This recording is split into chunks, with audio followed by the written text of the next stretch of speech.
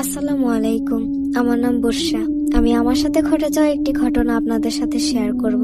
আমি তখন ক্লাস 5-এ পড়তাম। আমরা 4 বান্ধবী ছিলাম।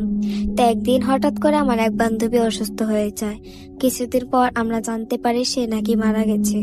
এ কথা শুনে আমাদের সবারই অনেক কষ্ট হয়েছিল।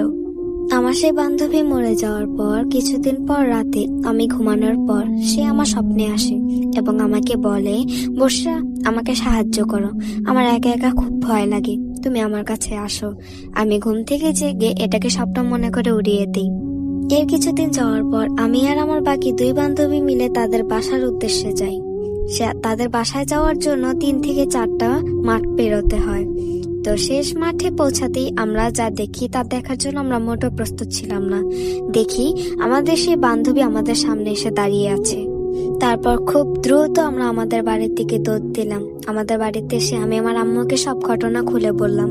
আমার আম্মু আমাদের তৎক্ষণাৎ দেরি না করে কবিরাজের কাছে নিয়ে গেল। কবিরাজ আমাদের কিছু দোয়া দরুদ পরে ফু দিয়ে দিলেন। তারপর কিছুদিন প্রায় আমরা ভালোই ছিলাম।